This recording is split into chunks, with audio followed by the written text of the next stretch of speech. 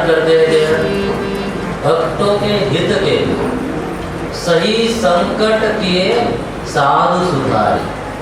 भगवान ने स्वयं संकट सहे वन में 14 वर्ष वन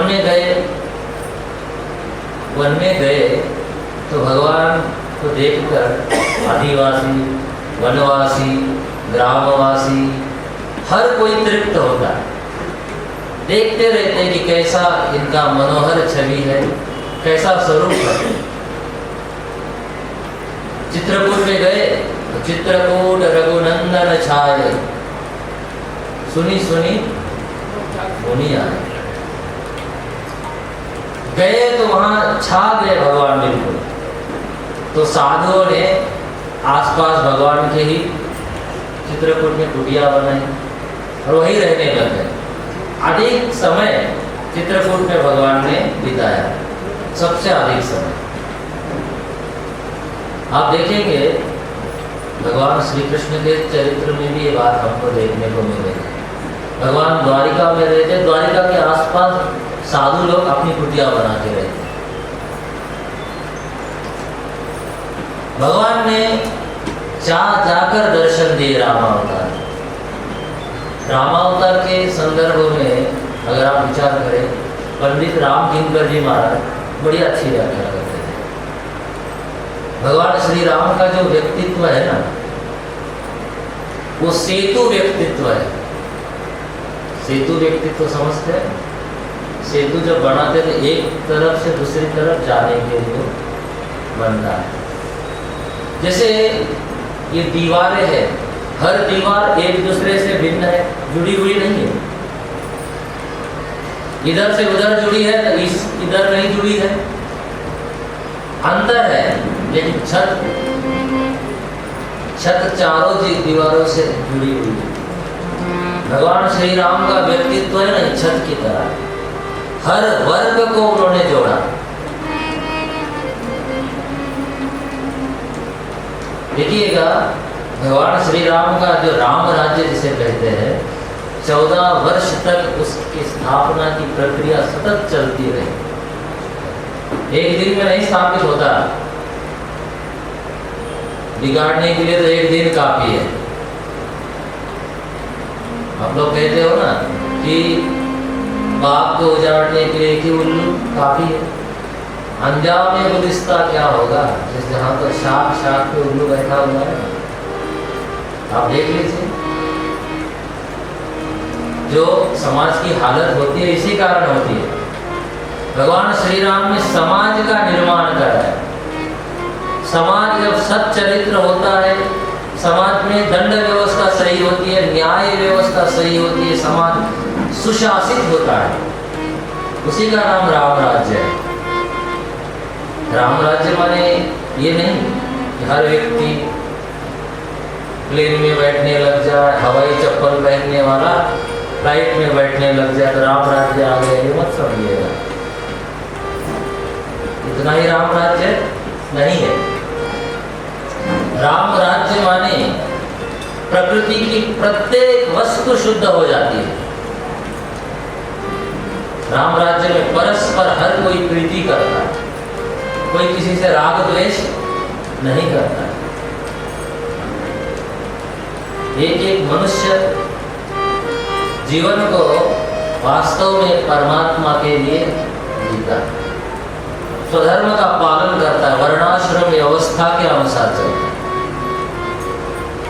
अपने स्वधर्म की अगर कोई चर्चा करे और उसको स्वधर्म का ज्ञान ही ना हो, तो जानने का प्रयास करे, चर्चा करे, तभी स्वधर्म के अनुसार चला जाए, दूसरा चलने की दृढ़ इच्छा शक्ति हो। राम राज्य में भगवान श्री रामचंद्र ने पहले करके दिखाया। इसलिए रामावतार है ना, वो अनुकरणीय है। भगवान ने आदर्श पुत्र, आदर्श पिता, एक रामायण में हमको हर एक पात्र ऐसा पात्र मिलता है कि हमारे जीवन को सही बनाने के लिए वहाँ आदर्श उपलब्ध होता है। भाई एक भाई के लिए राज्य त्याग देता है, तो दूसरा भाई उस भाई के लिए त्यागने के लिए तैयार हो जाते, पिता के वचन के लिए प्रभु बन चले जाते हैं। आप कहते हैं कि सीता जी से भगवान ने प्रेम नहीं किया, त्याग किया। आप मुझे बताइए, आपकी पत्नी कहीं चली जाए, आप कितना प्रयास कर सकते हैं? भगवान श्री रामचंद्र ने समुद्र के ऊपर पुल बना दिया। आजकल आप लोग ताजमहल को प्रेम की निशानी, अरे उसमें कितने मजदूर मारे गए महाराज, उसका आप ध्यान देते हो? एक व्यक्ति के प्रेम के लिए हजारों की जान ले लोगे। प्रेम की पहली निशानी तो फिर वो राम सेतु, श्री रामचंद्र का समर्पण देखिए।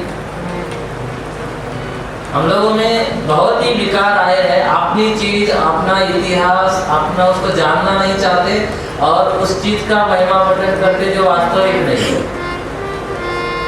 अवास्तविक चीज की हम महिमा बहुत गाते हैं। जो चीज हमारे यहाँ पहले से चली आ रही है, हल्दी खानी चाहिए, हल्दी जख्म पे लगानी चाहिए, हम लोग क्या कहेंगे, ये तो क्या है, पुराने लोगों की बात है। और जब बाहर के विदेशी लोग करते हैं, हम लोग उसी को फिर ब्रांड बना के खरीदते हैं, नहीं नहीं ये उन्होंने कहा है। काढ़ा पहले हमारे यहाँ हमेशा पीते थे, जुकाम होता था काढ़ा बनता था, जो सांदा इत्यादि। फिर उन्होंने कहा कि नहीं, कोरोना में काढ़ा पीना चाहिए। तो आप लोगों के बाढ़ से आगे काढ़ा बनाना, बेचना, पीना और उपदेश भी देने लग गए। फिर हर कोई कहता था, हमें भी आते थे, स्वामी जी काढ़ा पीना, आप काढ़ा पीना स्वामी जी। तो फिर सब कोई ज्ञानी हो गए। क्या बचपन से माता पिता जो हमारे वृद्ध लोग थे वो काढ़ा नहीं बनाते थे?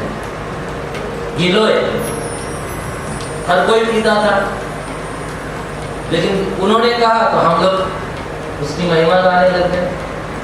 हमारे अंदर बहुत सारी कमियां हैं। हमारे रामचंद्र का जो जीवन है वह देखकर आप देखेंगे कि रामायण वास्तव में जीना सिखाती है। एक पति का क्या त्याग होना चाहिए, पुत्र का क्या त्याग होना चाहिए। त्याग ही वास्तव में परिवार को परिवार बनाए रखता है। जीवन में अगर त्याग नहीं है तो परिवार संगठित नहीं रहता है, टूट जाता, बिखर जाता है। मनुष्य जो है, निरुक्त कारणे मनुष्य शब्द की परिभाषा भी मनसा सेव्यते, मन की धागे की सिलाई से हम एक दूसरे के साथ बंधे हुए हैं। मन नहीं मिलता तो कोई संबंध नहीं रहता। आजकल डाइवोर्स हो रहे हैं, क्यों? तो मन नहीं मिल रहा है, त्याग नहीं कर पा रहे, इसलिए मन नहीं मिल रहा है। भारतीय परिवार है ना, हमारे स्वामी जी कहते थे, त्याग की पाठशाला है। और इस पाठशाला में अगर कोई व्यक्ति नहीं बैठता है ना, तो उसका जीवन सही से नहीं चलता। भारतीय परिवार है तो त्याग है।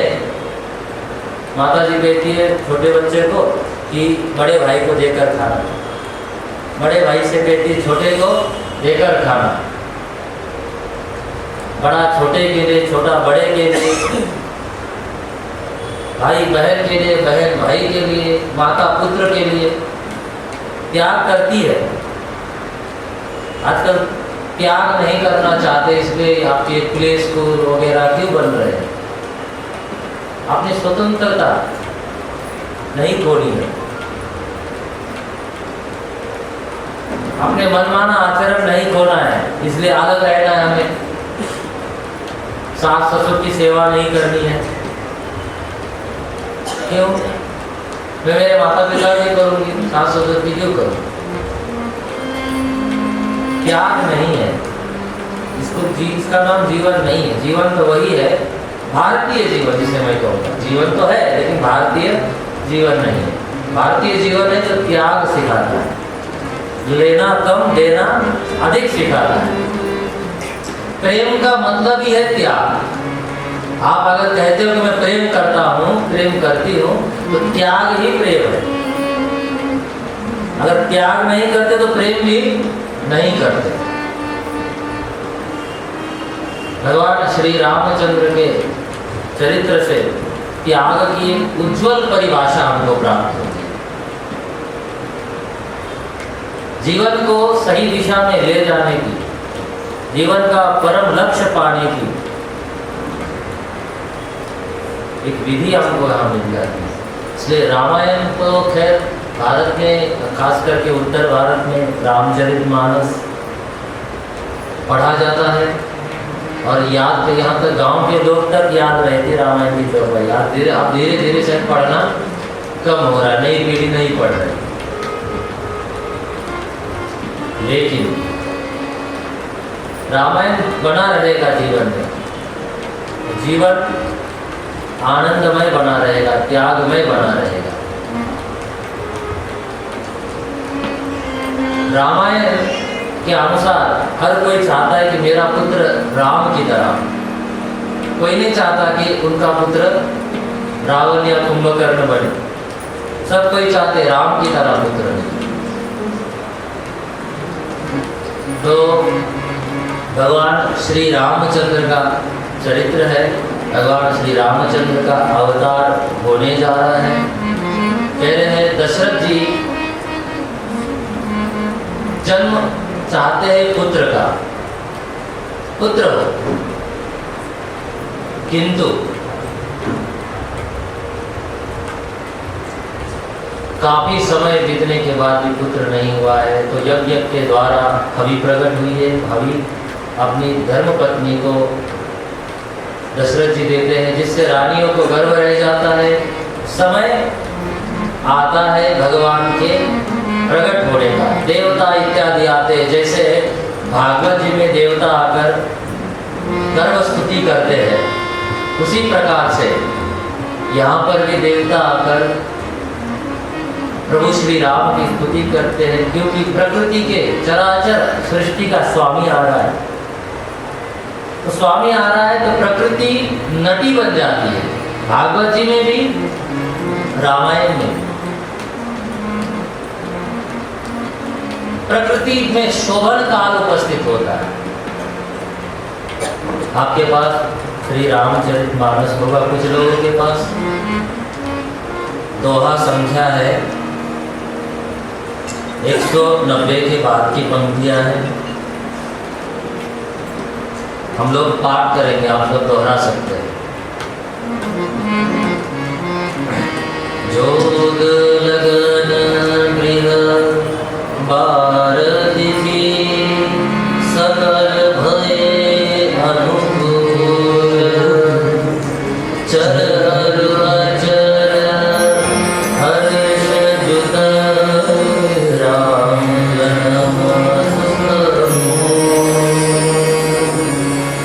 नवमी तिथि मधुमास पूर्णिमा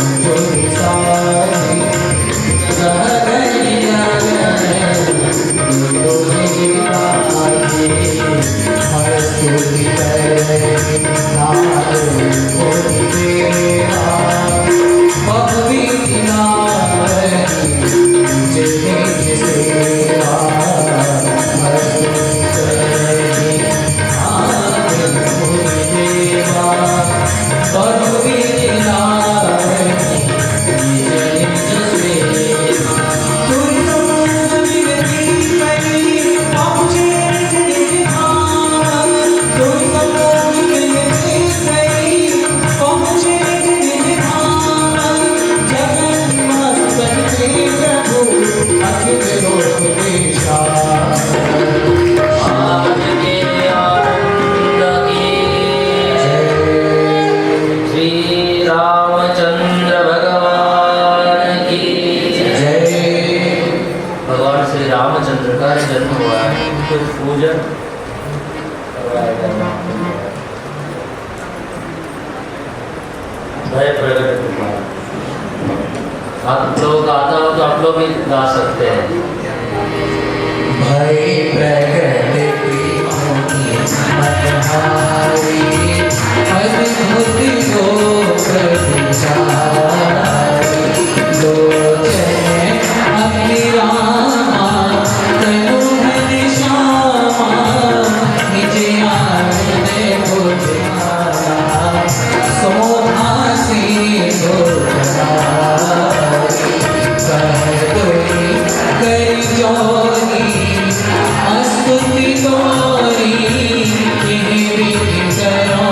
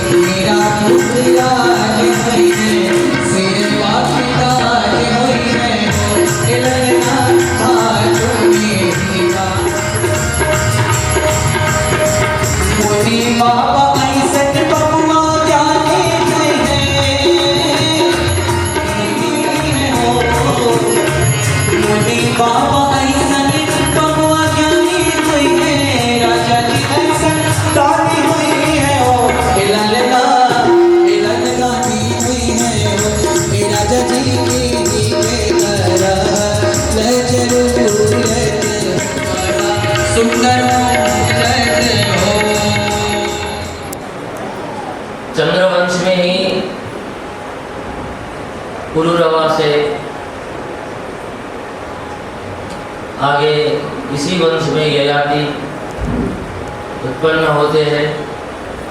ययाति और देवयानी का यहाँ चरित्र है।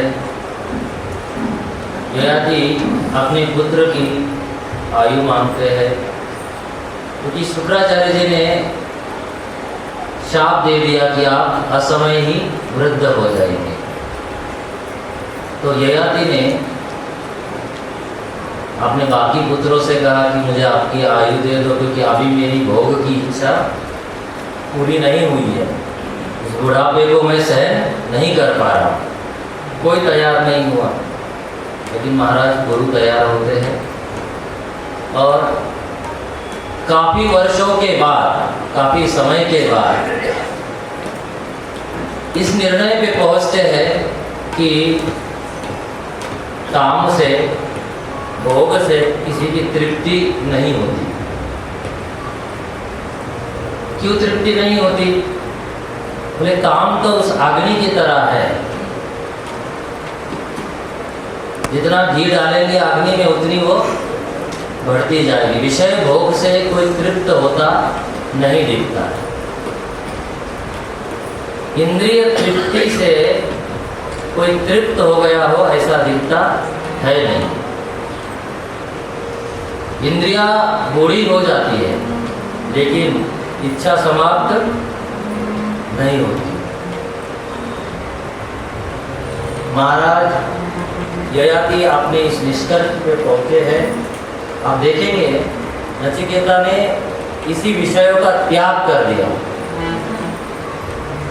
महाराज ययाति को समय रहते वैराग्य हुआ है। उन्होंने राज्य अपने पुत्र को दिया है और वनगमन किया है। यहाँ ययाति की और विस्तृत कथा नहीं है। महाभारत में आप देखेंगे वहाँ अत्यंत विस्तृत कथा है।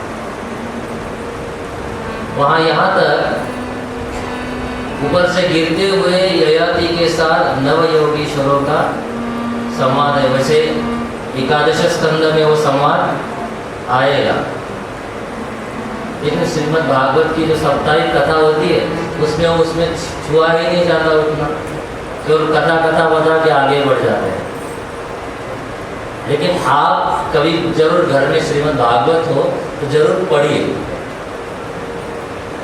महाभारत में और विस्तार से वहाँ व्याख्यान किया गया है। ययाति को आप ये मत समझिए कि कैसा भोगी राजा था, ऐसा नहीं है। वो तो शुक्राचार्य जी के शाप के कारण उनके मन में ऐसी बात आई, क्योंकि वृद्ध हो गया समय, किंतु अत्यंत न्यायप्रिय राजा है, जिसने बहुत यज्ञ किए हैं, तप किया है। जिस तप का एक परिणाम है कि इंद्र को आधा सिंहासन उनको देना पड़ता है। और इंद्र चालाकी करके उनसे उनके पुण्यों का बखान सुनता है। इसलिए कभी आदमी को अपने पुण्यों के बारे में, किए गए कर्मों के बारे में, सत्कर्मों के बारे में, त्याग के बारे में, दान के बारे में चर्चा नहीं करनी चाहिए। आप क्या कहते हो, इस हाथ से करो, इस हाथ से पता भी नहीं चलना चाहिए।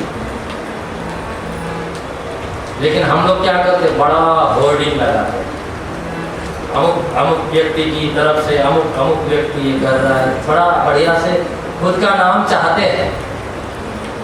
उसके बगैर तैयार भी तो नहीं होते ना। लोकेशना हमारे अंदर बहुत है। उपनिषद में 3 इच्छाएं बताई गई, पुत्रेशना, वित्तेशना और लोकेशना। ये 2 चली भी जाती है महाराज, साधुओं में भी तीसरी वाली नहीं जाती। पुत्रेशना और वित्तेशना चली भी जाए, ये लोकेशना बनी रहेगी। ऐशना त्रय का त्याग कहा गया। ययाति महाराज से उन्होंने निकलवाया। अब उन्होंने कहा कि आपके पुण्य क्षय हो गए, अब उतरो नीचे, अब तुम यहाँ से नीचे गिरो। उन्होंने स्वीकार कर लिया उसको। ययाति का उज्ज्वल चरित्र है। इसी वंश में महाराज दुष्यंत की कथा आती है। इन्हीं के पुत्र के रूप में महाराज भरत प्रकट हुए। शकुंतला और दुष्यंत के पुत्र। शकुंतला विश्वामित्र जी की कन्या थी, मेनका और विश्वामित्र की कन्या थी। महाराज भरत के नाम से ये राष्ट्र भारत कहलाया। यह इस प्रकार से आगे जाके ये भरत वंश कहलाया। महाराज यदु का वंश आगे चलता है। मथुरा में ये वंश आगे बढ़ता है। हम लोग यहाँ पे विश्राम लेंगे।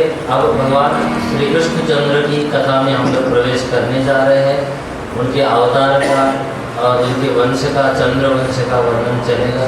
तो हम लोग विश्राम के बाद उसमें प्रवेश करेंगे। श्री राम जय राम जय जय राम, श्री राम जय राम जय जय राम, श्री राम जय राम जय जय राम, श्री राम जय राम जय जय राम, श्री राम के बाद हम लोग मिलते हैं।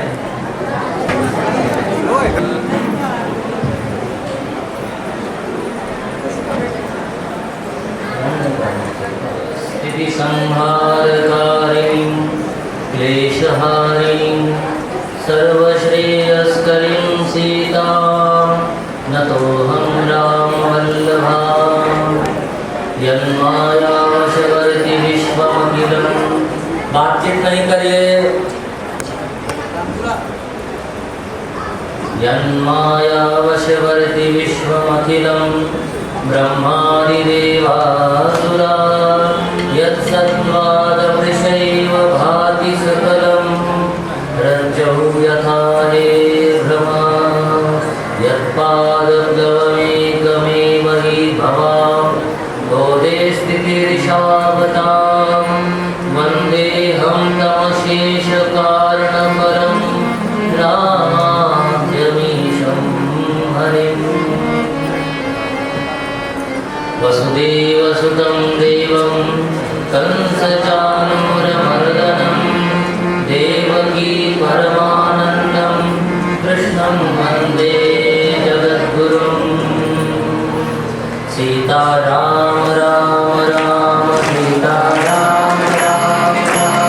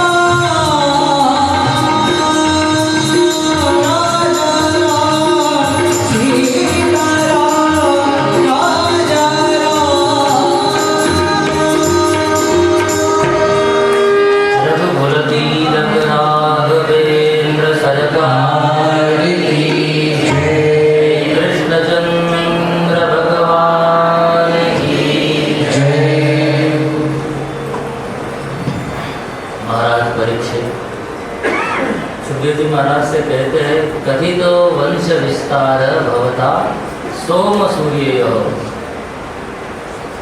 हे महाराज, आपने सूर्यवंश तथा चंद्रवंश दोनों का विस्तार आपने बताया।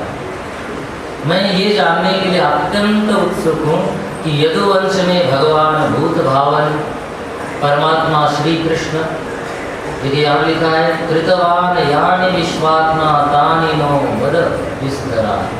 जो विश्वात्मा परमात्मा श्री कृष्ण है वो यदुवंश में कैसे प्रकट हुए, उन्होंने क्या क्या लीलाएं की, मैं वो विस्तार से जानना चाहता हूँ, क्योंकि उनके आराध्य है। गर्भ में ही जिनकी भगवान ने रक्षा की है उनका चरित्र आया है, तो विस्तार से स्वाभाविक है जानने की इच्छा होगी।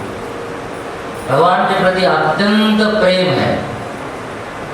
महाराज सुखदेव जी इस चंद्रवंश में यदुवंश में भगवान की उत्पत्ति हो रही है, उसके संदर्भ में बोलते हैं सम्यक व्यवसिता बुद्धि तव राजर्षि सत्तम वासुदेव कथायां ते यज्जाता नैष्ठकीरति। भगवान की लीला रस के रसिक हे राजर्षि, आपने जो निश्चय किया है कि भगवान की कथा हमें सुनाइए करके,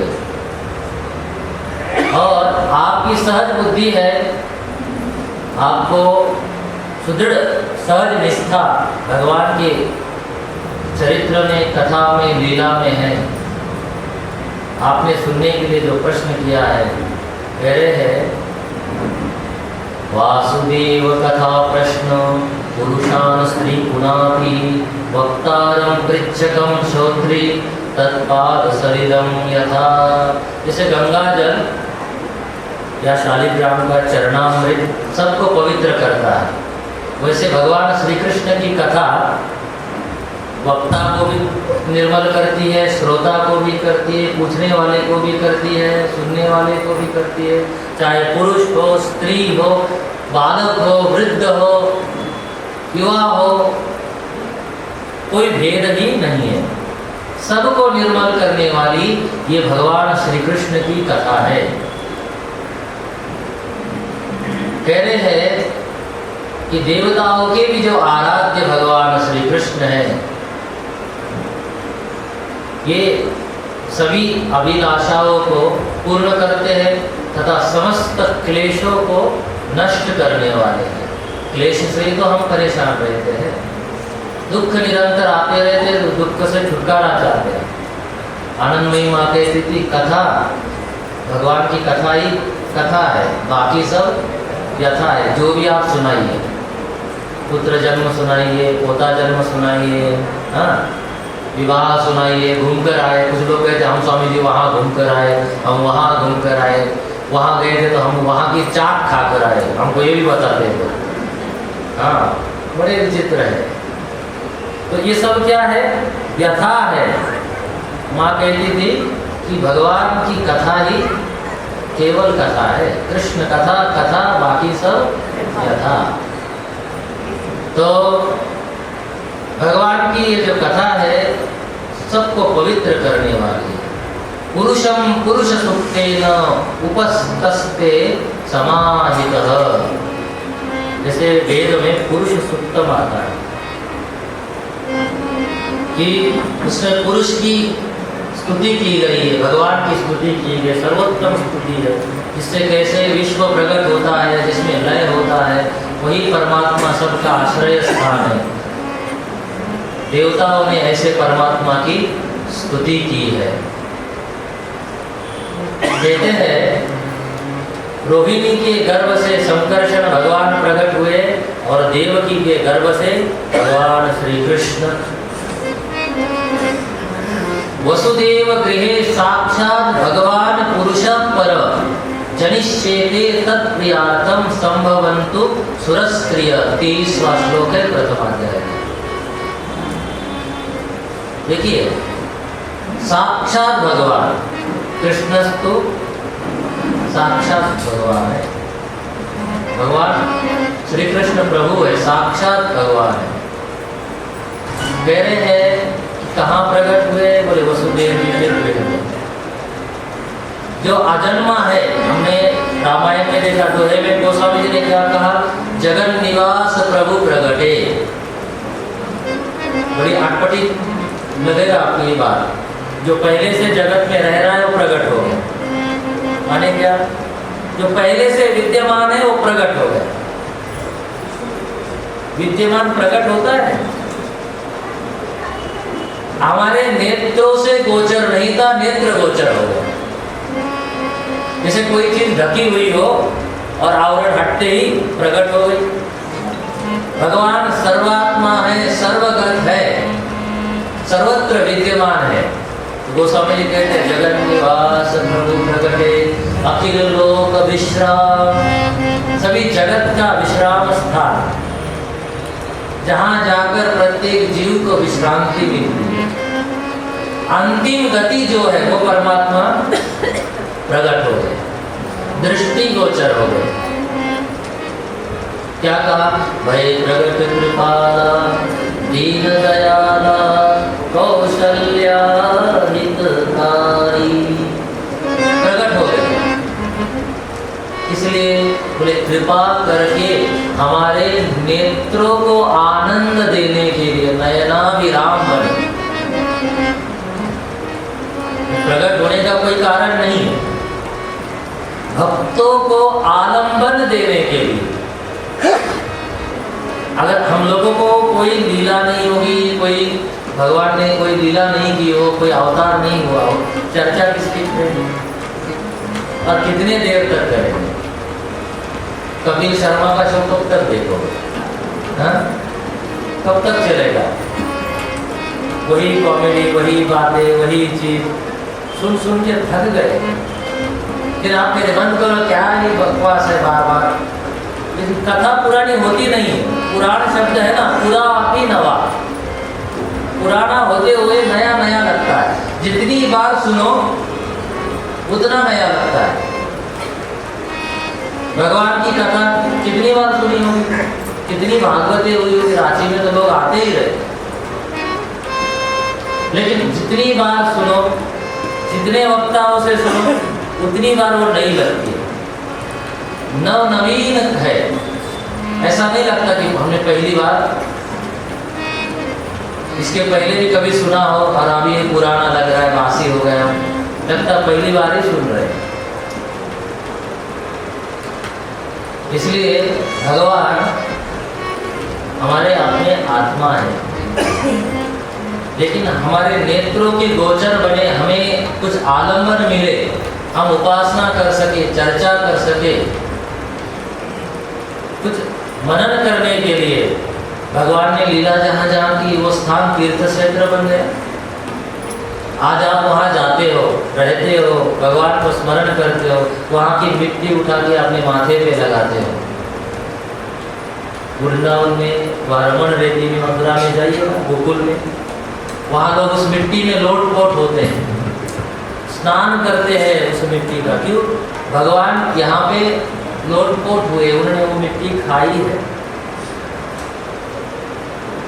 तीर्थ क्षेत्र बन जाता है वो स्थान। भगवान का चरण जहाँ लगता है वो स्थान तीर्थ हो जाता है, इसीलिए तो तीर्थ कहा गया है। अगर लीला नहीं होती तो हम चर्चा ही क्या करते, क्या बोलते, क्या बताते, क्या सुनते? कोई उपाय ही नहीं था। तो भगवान ने भक्तों पे अनुग्रह करने के लिए ही अवतार ग्रहण किया। कृष्ण अवतार होने जा रहा है, पृष्ठभूमि कृष्ण अवतार की। तेरे वसुदेव जी के गृह में साक्षात प्रभु प्रकट हुए। वसुदेव जी के यहाँ क्यों प्रकट हुए? देखिए, भगवान को धारण करने वाला पिता कितना पवित्र हृदय का होना चाहिए, कितना तपस्वी होना चाहिए। वो माता कितनी पवित्र होनी चाहिए जिसके गर्भ में भगवान आए। बिना भगवान की भक्ति के, बिना तपस्या के, बिना शरणागति के फल नहीं मिलता। प्रभु की तरह उनके गुणों को लेकर आने वाली संतान चाहिए तो माता को सबसे पहले तपस्विनी बनना पड़ेगा। माता अगर तपस्वी नहीं है तो पुत्र कैसे तपस्वी बनेगा? धुंधुकारी ही उत्पन्न होगा। इसके लिए तपस्या करनी पड़ेगी, भगवान के शरणागत होना पड़ेगा। माता देवहूति हो, माता देवकी हो, माता कौशल्या हो। बंधु कौशल्या दिशि प्राची, क्या कह रहे हैं? बंधु कौशल्या दिशि प्राची, जहां प्रगटे भगवान श्री राम, शशि सूर्य रवि प्रकट हुआ, भगवान श्री रामचंद्र प्रकट हुए। पूर्व दिशा में सूर्योदय होता है, प्राचीन दिशा में पूर्व दिशा। जहाँ भगवान श्री राम प्रकट हुए वो दिशा माने कौशल्या जी को उपमा दे रहे वो सब। उसके लिए पवित्रता, निश्चलता, निर्मलता होनी चाहिए। यहाँ वसुदेव जी के यहाँ भगवान साक्षात पुराण पुरुषोत्तम प्रकट होते हैं। कह रहे शूरसेनो यदुपति, मथुरा के राजा है शूरसेन। यदुवंशी राजा है। इनके शासन काल में इसी वंश में भगवान प्रकट होते हैं। इनका लड़का है कंस। कंस अपनी भगिनी से बड़ा प्रेम करता है। भगिनी कौन है? देवकी, छोटी बहन है। बड़ी बढ़िया से शादी करता है। देखिए दुष्ट की प्रीति भी बड़ी विचित्र होती है। थोड़ी देर होगी, थोड़ी देर स्थिर नहीं रहती, कब क्या करेगा अनप्रेडिक्टेबल होती है। खुद कंस सारथी बनता है रथ का। अपनी बहन की जब विदाई होती है, वसुदेव जी के साथ विवाह करता है, तो देवकी की जब विदाई करता है तो खुद सारथी बनता है। उसी समय आकाशवाणी होती कि अरे जिसकी तुम इतनी बढ़िया से विदाई कर रहे हो, जिसको छोड़ने जा रहे हो, इसी के गर्भ से तुम्हारा काल प्रकट होगा, 8वां गर्भ तुम्हारी हत्या करेगा। इतना सुनते ही उसने तलवार निकाली। देखिए प्रेम, देखिए कैसा है। अभी वो जैसे कि शादी में नाच रहा था, आप लोग कहते हैं ना नागिन डांस कौन करेगा, वो सब तय करते हैं आप लोग। और फिर वो नाचते हैं, एकदम से डांस बाहर आता है लोगों का, तो आड़े तिरछे नाचने लग जाते हैं। कंस भी यही कर रहा था, लेकिन एकदम से उसके अंदर से राक्षस बाहर आ गया, तलवार निकाल ली, बाल पकड़ लिए महाराज उसको मारने के लिए। तो वसुदेव जी ने रोका, हाथ जोड़े, श्लाघनीय गुण शूरैः भवान् भोज यशस्कर सकथं भगिनीं हन्यात् स्त्रियं उद्वाह पर्वणि। देखिए क्या कह रहे हैं, आप भोज वंश के राजकुमार और आप इसके वंशधर हैं, आपको इस प्रकार से बिल्कुल शोभा नहीं देता। कुल की कीर्ति को, आपकी कीर्ति को ये अपयश देने वाला है, कलंकित करने वाला है। आपकी भगिनी है, इसे मारना नहीं चाहिए आपको। कुछ थोड़ा सा उपदेश भी देते हैं। वसुदेव जी तो विद्वान है, कहते हैं ये जो देह है ये तो अंतवान है। यहाँ पे तृण जलु का न्याय प्रकट होता है। वेदांत में एक न्याय है तृण जलु का न्याय, माने जीव तभी देह छोड़ता है जब अगला जन्म पक्का हो जाता है। जैसे जो कीड़ा होता है ना, जोंक होती है, एक पत्ते से दूसरे पत्ते पे जब उसका जम जाती है ना, तो पीछे वाला पैर उठाती है, तब वो आगे खिसकती है। तो एक पैर जब जीव सुंदर आगे अगले जन्म में जमा लेता तो पिछला पैर उठाता है, माने कि देह तभी छूटता है। व्रजं स्तिष्ठन् पदैकेन यथा एव एकेन गच्छति यथा तृण जलुकैवं देही कर्म गतिं गत। जो देही है, जो जीवात्मा है, वो कर्म गति से जाता है, लेकिन तभी देह छूटता है जब अगला पैर जमता है। आप भी चलते हो, जब अगला पैर जमता है तभी पीछे का उठाते हो ना, कि पहला हवा में दूसरा भी उठा दिया तो क्या होगा? मुंह पे गिर जाओगे महाराज, चलने लायक नहीं रहोगे, अगला पैर उठाने लायक ही नहीं रहोगे। तो अगला पैर जमता है तब पिछला पैर उठता है। बड़ा ज्ञान देते हैं, लेकिन वो समझे तब ना। भीमसेन जोशी ने एक भजन गाया हुआ है, जैसे पत्थर ऊपर पानी। अब कितना भी दुष्ट को ज्ञान दे दो तो सुनने वाला नहीं, थोड़ी देर के लिए समझेगा, फिर हरि जैसे का तैसा, वो तो वैसे के वैसे ही रहता है।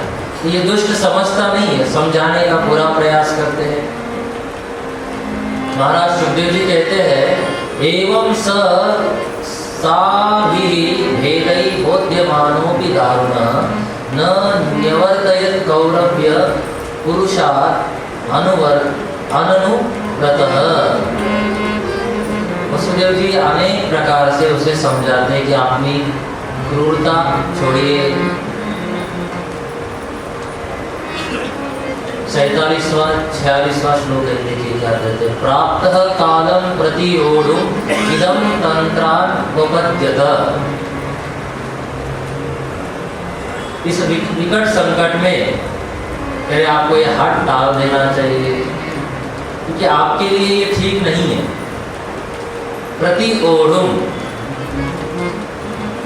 आदमी को संकट देखकर आदमी रिएक्शन करता है, एक्शन के खिलाफ रिएक्शन करता है, लेकिन आपको निश्चय करके ये क्या हट त्याग देना चाहिए कि अपनी बहन को मारने का ये जो आपने प्रयास करना चाहा, ये त्याग दीजिए। और आपको देवकी से तो कोई खतरा नहीं, खतरा इसके 8वें गर्भ से, तो मैं आपको सारे पुत्र लाकर दे दूंगा, आप जो करना है उनका करिए। न हि अस्यास्ते भयं सौम्य यद्वागाश शरीरिणी पुत्रान् समर्पयिष्ये। देखिए, मैं इनके सारे पुत्र तुमको लाके दे दूंगा। यहाँ पे सुखदेव जी महाराज कहते हैं, वसुदेव जी की सत्य निष्ठा देखने को आती है। दशरथ जी के लिए क्या कहा जाता है, रघुकुल रीति सदा चली आए, प्राण जाए पर वचन न जाए। प्राण दे दिए लेकिन वचन का त्याग नहीं किया। रघुवंश की यही तो कीर्ति है। महाराज कालिदास जी रघुवंश की रचना कर रहे थे, तो उनसे कहा गया, आपको यही वंश काहे मिल गया लिखने के लिए? लिखने के लिए बहुत कुछ है, आप जितने भी उपन्यास ग्रंथ देखिए उसमें राजा रानी की कथा ही मिलेगी आपको। लेकिन रघुवंश में भगवान श्री रामचंद्र का और उनके वंश का उज्जवल चरित्र उन्होंने लिखा है। रघु महाराज के संदर्भ में एक वाक्य वहां आता है। आजकल के जो सरकारी लोग हैं, जो शासक लोग हैं, उनके लिए वो वाक्य आता है। महाराज रघु कर लेते हैं, जैसे आजकल कर लिया जाता है ना, बीच में कर व्यवस्था ऐसी थी कि कहते हैं कि जो कमाओ उसमें से बहुत सारा चीज कर के रूप में देना पड़ता है। थोड़े लोग कर देते हैं, बाकी लोग कर नहीं देते थे। कर की व्यवस्था कैसे होनी चाहिए? बोले यथा धाणु, जैसे सूर्य जलाशय, तालाब, समुद्र से जल लेता है, पता चलता है? महाराज पता नहीं चलता, थोड़ा थोड़ा लेता है, लेकिन देता है तब बादल बन के आता है, बरसता है, पूरे पृथ्वी को, पूरे जीव जंतुओं को पता चल जाता है कि बादल जल दे रहा है। शासक को भी ऐसा ही करना चाहिए, प्रजा से कर ऐसा लेकर प्रजा के ऊपर जरा भी लोड ना हो, जरा भी प्रजा को कष्ट ना हो। पता ही ना चले कि कर लिया गया है। लेकिन जब दे तो प्रजा को पता चले कि राजा ने हमारे लिए क्या किया। तो ये मुझे बड़ी अच्छी बात लगी, रघुवंश में आती है ये बात। देखिए इसको समझाते हैं कि राजा को, आप आगे राजा बनने वाले, आपको ऐसे ऐसे नहीं करना चाहिए, मैं वचन देता हूँ। वसुदेव जी की कीर्ति ऐसी थी कि ये कभी झूठ नहीं बोल सकते। आगे हम देखेंगे कि जब कर देने के लिए नंद बाबा आते हैं और उधर पूतना पहुंच जाती है गोकुल में, तो वसुदेव जी कहते हैं कि आपको अब गोकुल लौटना चाहिए कि गोकुल में बड़े उत्पात हो रहे हैं। ऐसा सहज वो बोल जाते हैं। वास्तव में जब नंद बाबा वहां पहुंचते तो पूतना मरी हुई पाई जाती। वाणी अगर सत्य भाषण करने लग जाती तो आपके मुख से अगर कोई बात निकल जाए तो सत्य हो जाए। लेकिन हम अधिकतर झूठ बोलते हैं और बड़े ही निष्पृह भाव से झूठ बोलते हैं। कोई फायदा नहीं होने वाला होता है फिर भी झूठ बोलते हैं। कुछ लोग आदतन झूठ बोलते हैं, उसमें आपका कोई फायदा नहीं होने वाला होता है।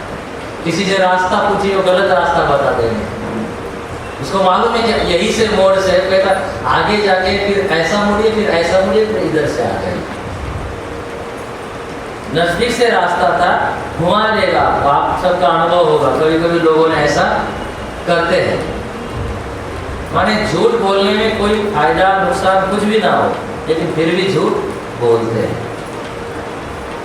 वसुदेव जी के ऊपर दुष्ट से दुष्ट व्यक्ति, कंस जैसा दुष्ट व्यक्ति भी विश्वास करता है। माने उनकी प्रसिद्धि कैसी होगी सत्य के बारे में। ये कोई एक दिन में नहीं, उन्होंने जीवन भर इसके ऊपर आचरण करके कमाई की है। इसी का नाम कमाई।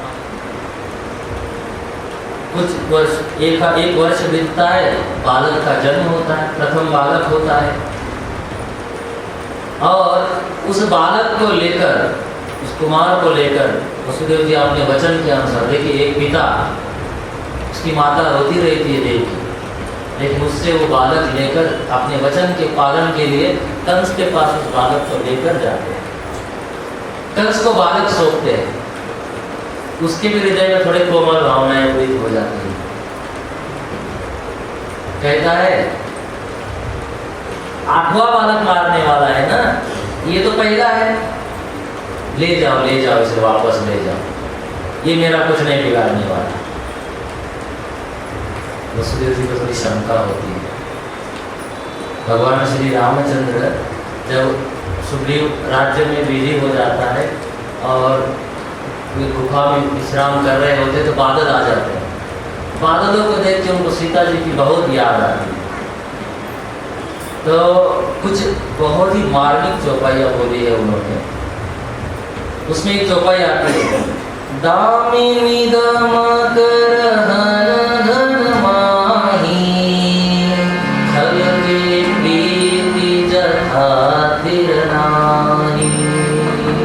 दामिनी दमकर हन धन माही, खल के प्रीति जथा थिर नाही। दामिनी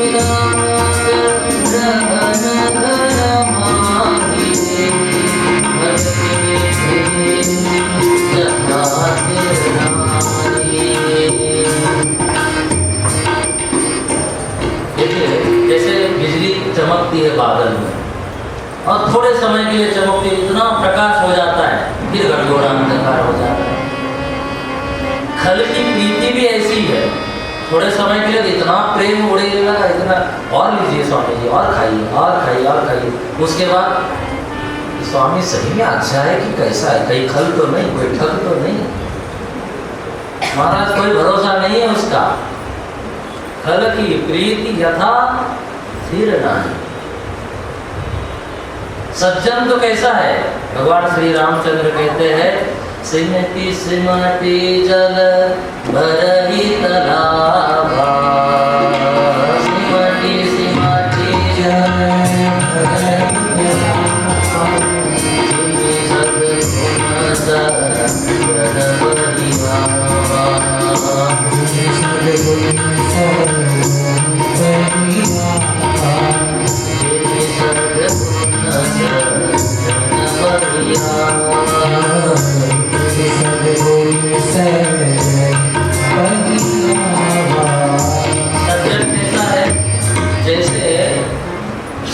तालाब में थोड़ा थोड़ा बारिश होती है, एकदम से भर जाता है क्या?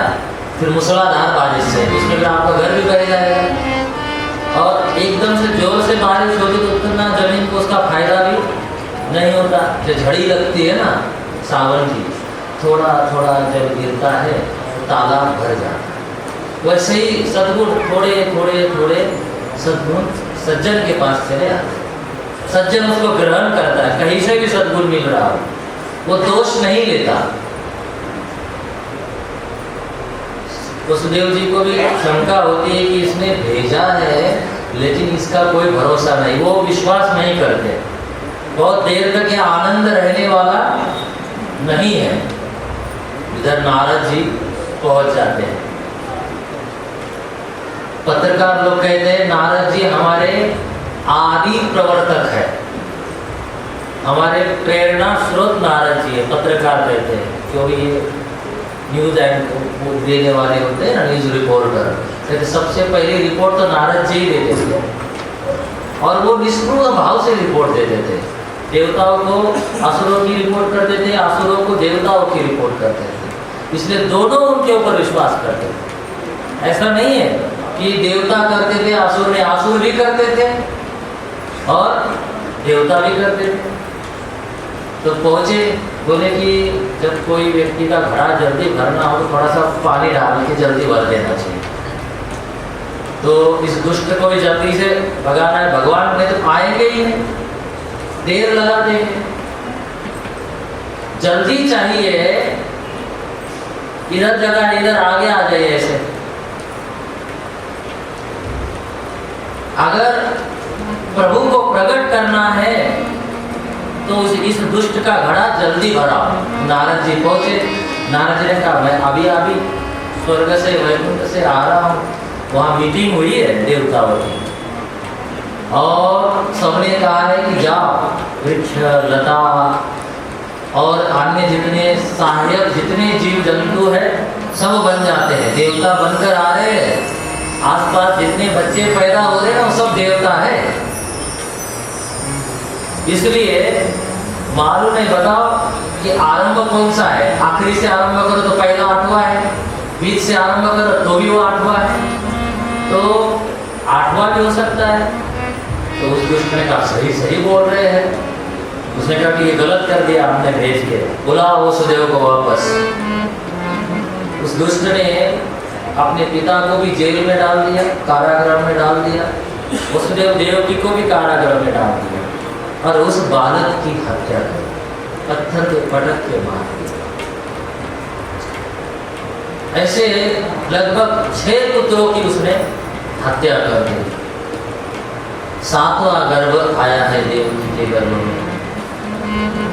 7वां बालक साक्षात संकर्षण भगवान है, शेष भगवान है। भगवान ने विचार किया कि रामावतार में लक्ष्मण जी छोटे भाई बने थे, तो कहते हैं तो लक्ष्मण जी ने कहा कि अब शेष भगवान ने कहा कि इस अवतार में हम बड़े भाई बनेंगे। लक्ष्मण बन के हमारी कुछ चली नहीं, इसमें हम बड़े बनेंगे तो हम थोड़ा सा तुम्हें डांटेंगे, अनुशासित करेंगे। लेकिन चलिए भगवान श्री कृष्ण की आप देखे हो। तो उन्होंने सोचा कि कहीं इसको मारने के लिए, इनको मारने के लिए कंस आए और ये कंस का वहीं पे हरिओम तत्सत कर दे, तो हमें तो जाना ही नहीं पड़ेगा, फिर हमारी लीलाएं कैसी होगी। तो योग माया से कहा सप्तमो वैष्णवम धामम यमनंतम प्रचक्षते गर्भो बभूव देवक्या हर्षो परिवर्धन। 5वां श्लोक है। यदुनाम निजनाथानाम योग मायाम समादिशत। वसुदेव जी की एक दूसरी पत्नी थी रोहिणी, उन्होंने पहले ही उसको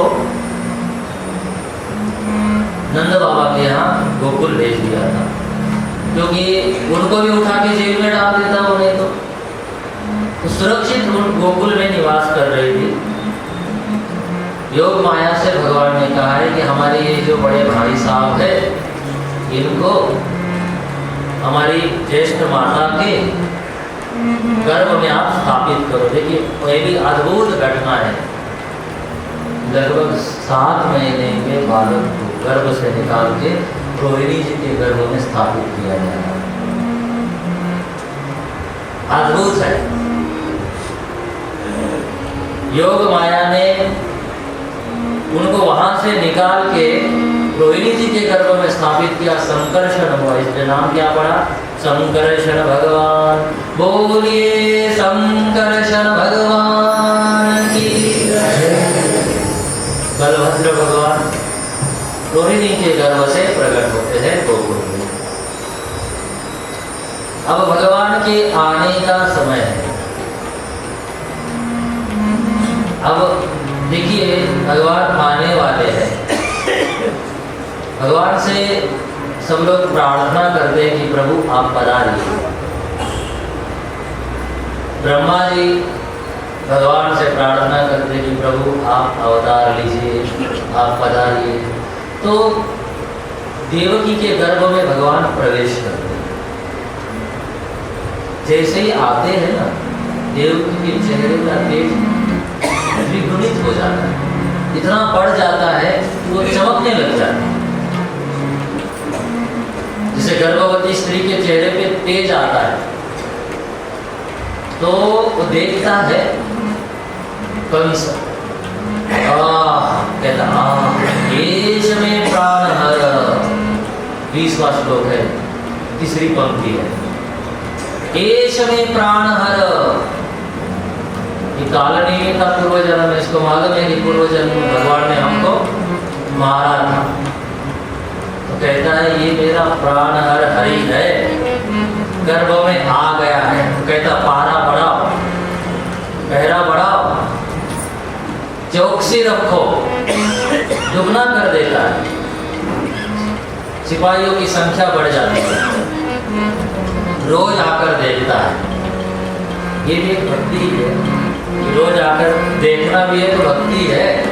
भले ही भगवान गर्भ में है, उनका निरंतर चिंतन ही तो कर रहा है कि ये मुझे मारने वाला है, मुझे मारने वाला है।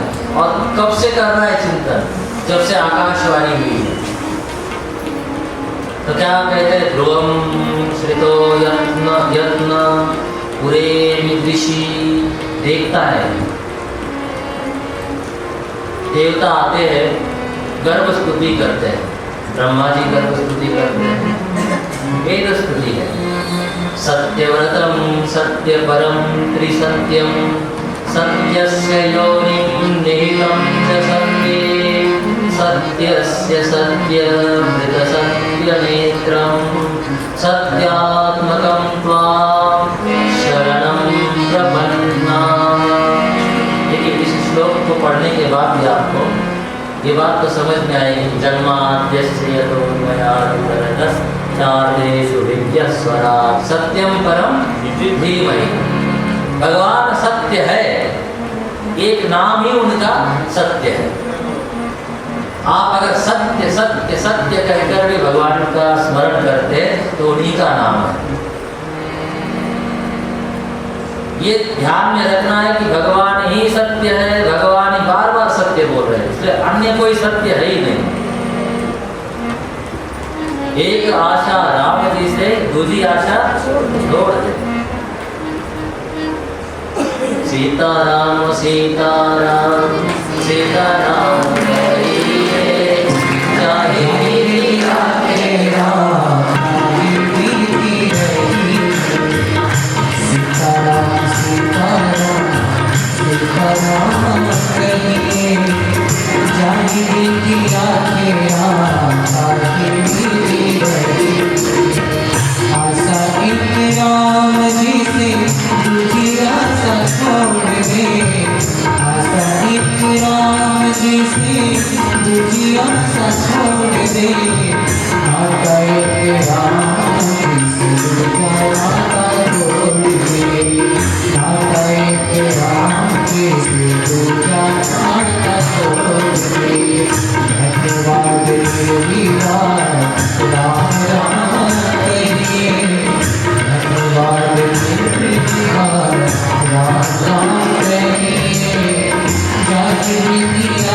Yeah.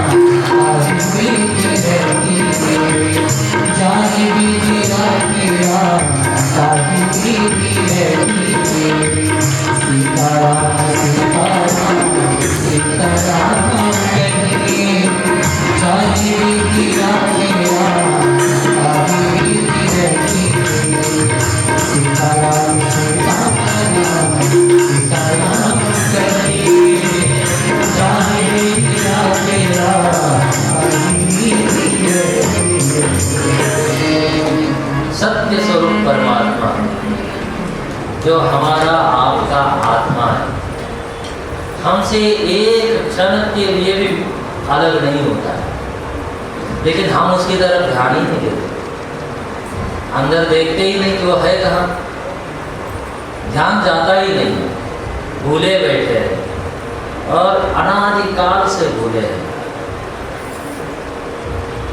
विषय जगत को भूलते नहीं है, भगवान को भूले बैठे हैं। तो कैसा है? बोले सत्य स्वरूप है, निहितम, अंदर है, बाहर नहीं खोजी, कहाँ है? अंदर। सत्यस्य योनिम,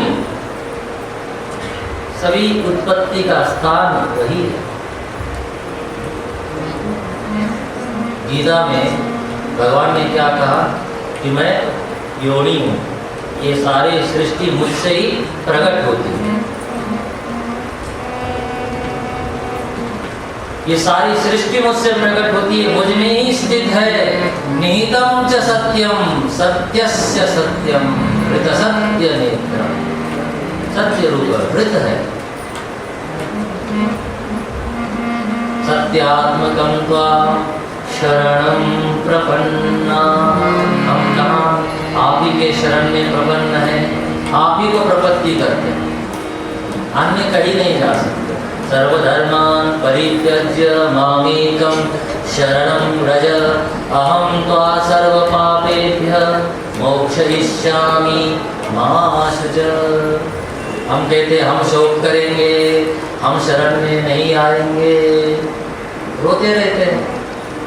भगवान कहते हैं शोक मत करो, मेरे शरण में आओ, मैं तुम्हें मुक्त करूंगा। अगर ये जान ले तो शोक होगा ही नहीं। शोक का कारण केवल और केवल हमारा अज्ञान है, हमारी मान्यता है, ना समझी है, गलत को सही मान के बैठे हैं ना। और ना समझी जब तक दूर नहीं होगी तब तक सुख कहाँ से होगा? एक आशा राम जी से, दूसरी आशा छोड़ दे। आशा हमारी प्रभु से होनी चाहिए, लेकिन हम आशा करते संसार से। हमने ये किया था, उनकी शादी में तो हमने ये चीज़ दी थी, तो हमारी शादी में तो ये चीज़ मिलनी चाहिए, अपेक्षा करते। और वो छोटी लेकर आए तो मुँह खुला लेते। आशा है ना, और आशा ही, इच्छा ही फिर दुख का कारण बनती है। कभी कभी प्रयाग में हुई थी ये घटना। एक बार की बात है, हम उतरे होंगे स्टेज से, तो उस व्यक्ति ने हमें हरिओम किया, प्रणाम किया। अब जैसे हम स्टेज से उतर, सभी की तरफ तो ध्यान जा नहीं सकता ना, स्वाभाविक है, कोई उधर से बोल रहा है, इधर कोई प्रणाम कर रहा है। उसने कहा हमने आपको 3 बार हरिओम बोला, आपने हरिओम नहीं बोला। अद्भुत है, गुस्सा हो गया हम पे, हम आगे से हरिओम नहीं करेंगे। मैंने कहा महाराज हरिओम करते, क्षमा करो, ना करो लेकिन गुस्सा मत करो। ऐसे ऐसे लोग हैं, हमने हरिओम किया, आप हरिओम नहीं किए। आशा ही दुख का कारण है, तो भगवान से आशा करो ना, जो कभी दुख नहीं देता। शबरी ने आशा किनसे की? भगवान राम से। अपने गुरु पे क्या भरोसा था? गुरु ने केवल इतना कहा कि भगवान आएंगे, और आश्रम ही सौंप दिया। तो रोज जल भर के रखती है, आसन लगाती है, आंगन को लीपती है, रोज बेर ला के रखती है, जूठे बेर में ऐसे तोड़ तोड़ के थोड़ा रखती है। आप लोग भी क्या क्या सुनते हैं और क्या क्या पढ़ते हैं। जूठे बेर शबरी के खाए, माने क्या? उसने पहले से चख कर रखा कि ये इतने बेर अच्छे हैं। जैसे आप खाना बनाते हो तो एक बूंद लेते हो, देखते हो ना कि उसी में ऐसा ऐसा करते हो। क्या आप लोग है, माने कि हमारी बुद्धि एकदम से। तो रोज भगवान की व्यवस्था करती है, कब आएंगे इसके ऊपर कुछ नहीं, वो प्रतीक्षा करती है केवल। शबरी के आश्रम पर उधार, शबरी देखी राम गृह आए। शबरी ने देखा कि राम आए, आंखों में पानी आता है। शबरी परी चरण लिपटा है, भगवान ने कृपा की, नवदा भक्ति प्रदान। ये है भक्ति। मान्यता बनाइए, विश्वास बनाइए तो दृढ़ बनाइए, किसी के काटने से ना कटे। हमारे विश्वास में तो कोई भी आता है, थोड़ा सा ऐसा ऐसा हिलाता है, हम हिल जाते हैं। आजकल हमारे धर्मों पे बहुत हमले हो रहे हैं। हमारे बच्चों को हम बताते ही नहीं कि हमारा ईश्वर क्या है। देखिए, ईश्वर का वास्तविक स्वरूप ये है, समझाइए ना।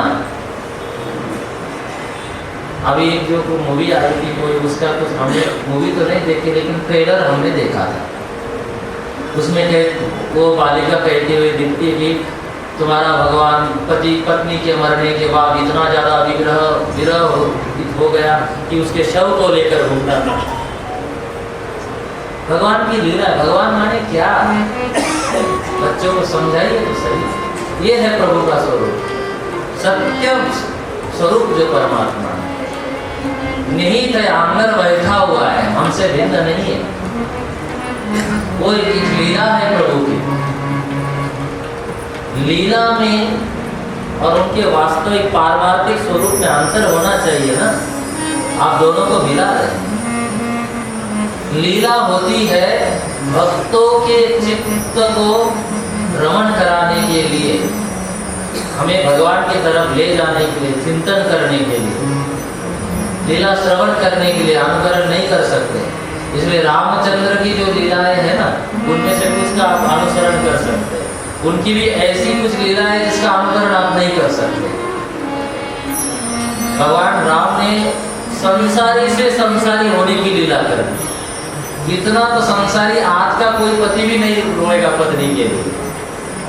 भगवान जब रोए तो क्या रोए? हे मृग, हे मधुकर श्रेणी, तुम देखी सीता मृगने, वृक्षों से, जानवरों से, पशु पक्षियों से पूछ रहे। इतना रोएंगे तो आप कहेंगे दादा। आजकल तो लोग कहेंगे पागल है, आजकल रोएगा भी नहीं। कुछ लोग तो बेड़े बांटते हैं, अच्छा हो गया हम मुक्त हो गए, मुक्त हो गए स्वामी जी, मुक्त हो गए। क्यों मुक्त हो गए भाई? भगवान राम का प्रेम देखिए। आप वो लीला कर ही नहीं सकते अनुकरण से,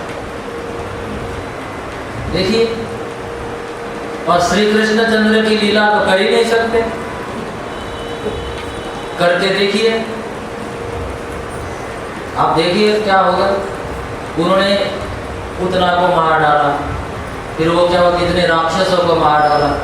इतना छोटा बालक हाथी को मार डाला। आप हाथी के पास जाइए, आपको गेंद की तरह खेलने लगते। हम भी कृष्ण की तरह लीला करके देखते हैं, नहीं हो सकता। तो बच्चों को बताइए कि हमारे प्रभु का स्वरूप क्या है।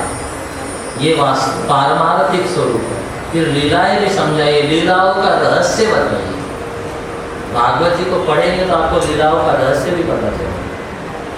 ये नहीं कि लीला मालूम ही नहीं, केवल कथा सुनते, कथा बता दी, लीला कराने से उसका आध्यात्मिक महत्व क्या है? तो बच्चों को बताएंगे तो हमारे धर्म की रक्षा करनी है तो आपको ये करना पड़ेगा, ये आपका कर्तव्य है। जिस प्रकार से विरासत में आप संपत्ति, घर, जमीन देकर जाते हो, मान अपमान, शत्रुता, मित्रता भी देकर जाते हैं, रिश्ते नाते देकर जाते हैं, तो संस्कार भी देकर जाना, धर्म के बारे में भी बता के जाना, भक्ति भी देकर जाना, ये आपका कर्तव्य है। और ये नहीं कर रहे हैं तो आप माता पिता के दायित्व पे फेल है मेरे दृष्टि में। अगर ये नहीं दे रहे तो फिर क्या मतलब है? सब दे दीजिए, पैसा दे दीजिए, सब दे दीजिए, उससे क्या होता है? वो तो नष्ट होने वाला है, सभी यही रह जाना है। लेकिन वो जो चीज है उस बालक का उद्धार करने वाला है। सुखदेव जी महाराज कह रहे हैं कि सत्यव्रतम सत्य परम त्रिसत्यम सत्यस्य योनिम निहितम च सत्य। ऐसे प्रभु है हमारे। भगवान की स्तुति की है देवों ने। सब लोग शंकर जी को आगे करके अपने अपने धाम को चले। लेकिन जहाँ पर भी गंभीर स्तुति होती है, हमारे महादेव जी विद्यमान होते हैं। हमारे स्वामी जी, उनके इस शिव जी थे तो मालिक साहब कहते, तो क्या कह रहे थे? हमारे मालिक साहब। उनको बड़ा प्रिय शब्द था। श्री कृष्ण भगवान के प्राकट्य का समय नजदीक आता है, भगवान का प्रकटन होना। अथ सर्वगुणोपेतः कालः परमशोभनः यदि जन्म अक्षम शांतर्क्ष गृहतारकम्। देखिए, यह है तीसरे अध्याय का पहला श्लोक है। राम जन्म के समय भी हमने निवेदन किया था अभी थोड़ी देर पहले कि प्रकृति स्वच्छ हो जाती है, निर्मल हो जाती है। काल, देखिए, काल, फिर पृथ्वी, गुणवान हो जाते हैं, सब जगह निर्मलता आ जाती है, शोभनता आ जाती है, नदियां निर्मल हो जाती है। ये समय जो अभी भगवान कृष्ण का जब जन्म होगा ना, बारिश का समय है, उफान पे होती है नदियां, लेकिन ऐसे समय में भी मटमेली नहीं होकर क्या हो गई, वो स्वच्छ हो गई, निर्मल हो गई, क्योंकि स्वामी आ रहा है। तो स्वामी के स्वागत के लिए प्रकृति में निर्मलता है। जहाँ प्रकृति की, काल की निर्मलता दिखाई गई है। कह रहे रोहिणी नक्षत्र है, आकाश में सारे ग्रह तारे सौम्य हैं, दिशाएं स्वच्छ हो जाती है।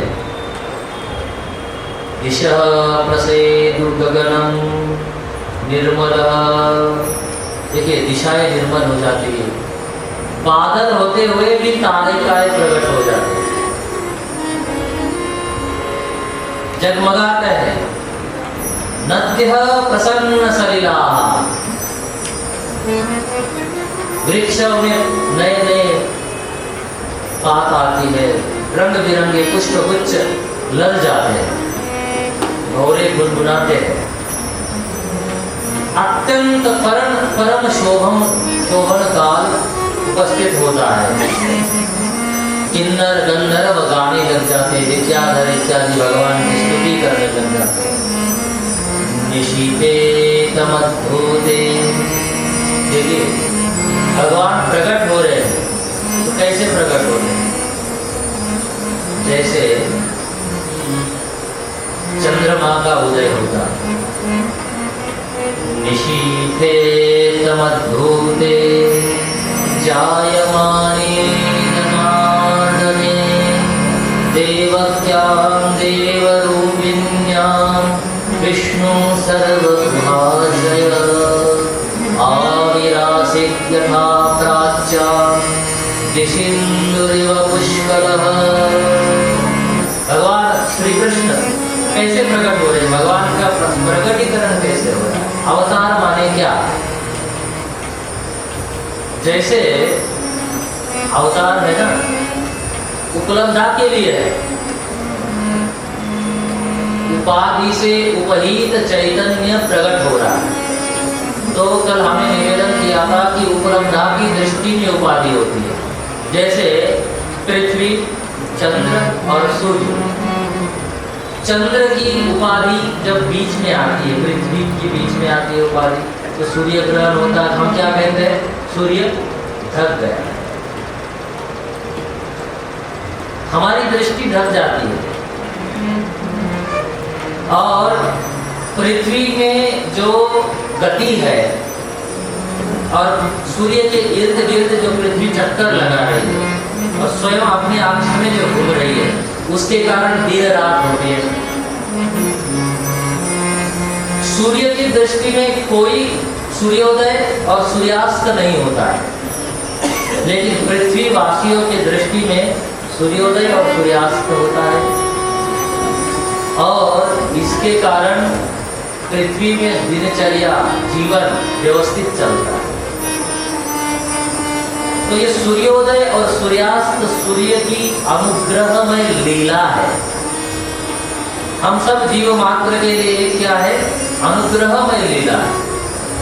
तो रोज सूर्योदय होता है, हम लोग क्या करें? सूर्योदय हो गया, सूर्यास्त हो गया, तो सूर्य का नमस्कार करते हैं, अस्ताचल को जाते हुए सूर्य को भी नमस्कार करते हैं। तो भगवान भी अवतार लेते हैं तो जगत की दृष्टि में उनका क्या हो रहा है? अवतरण हो रहा है।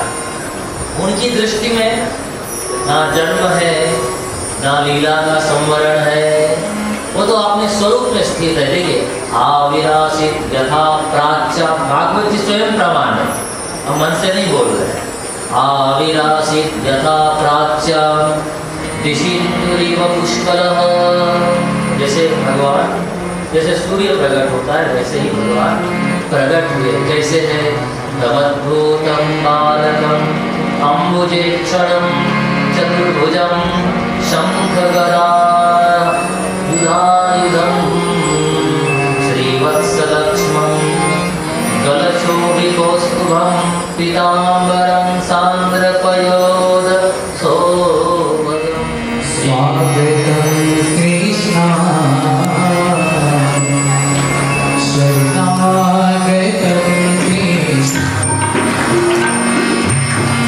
स्वागतं कृष्ण शरणागतं कृष्ण, स्वागतं सुस्वागतं स्वागतं कृष्ण, स्वागतं स्वागतं कृष्ण शरणागतं शरणागतं कृष्ण, स्वागतं कृष्ण स्वागतं त्वां शरणं प्रपन्ना सदातं शरणं, स्वागतं कृष्ण शरणागतं कृष्ण, स्वागतं कृष्ण स्वागतं कृष्ण, स्वागतं कृष्ण स्वागतं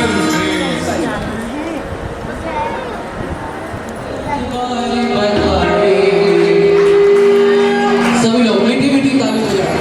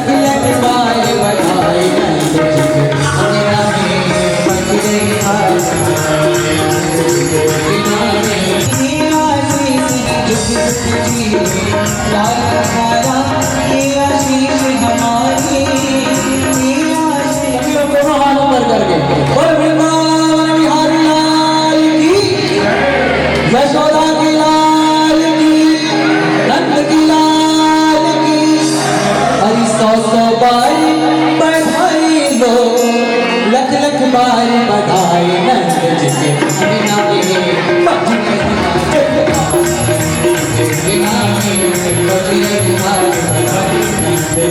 बिना के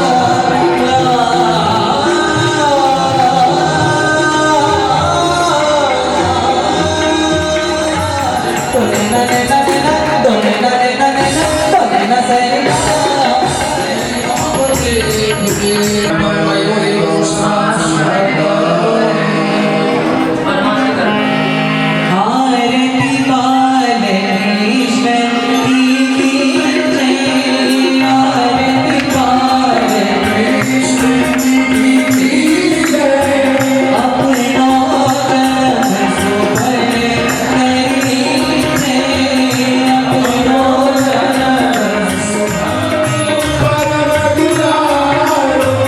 बाबा की अखियन को तारो, बाबा की अखियन को तारो। गोविंद के प्राण से प्यारो, गोविंद के प्राण सो प्यारो।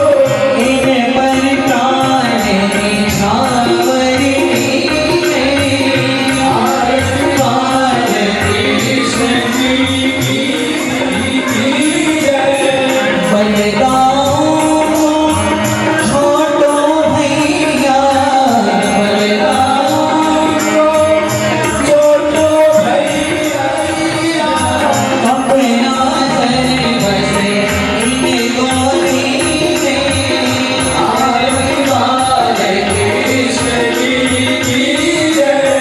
श्री राधा वर सुधर कटे, कोटल मोदन मधुर सुहावे, कोटल मोदन मधुर सुहावे।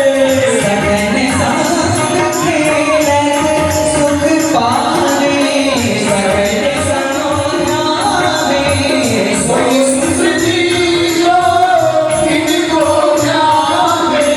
अब इनको अपनी करीजे, आरती बालकृष्ण की, आरती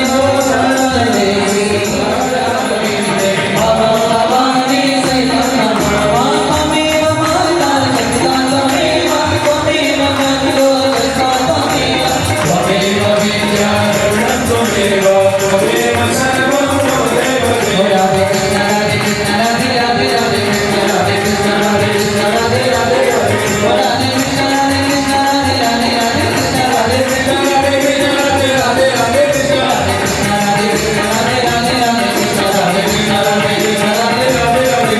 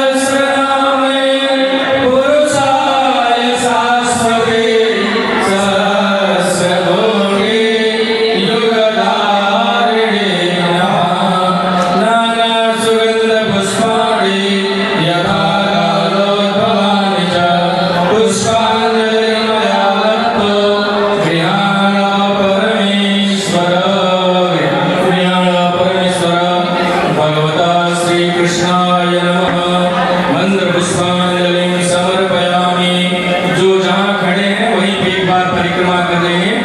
यानी गानी जब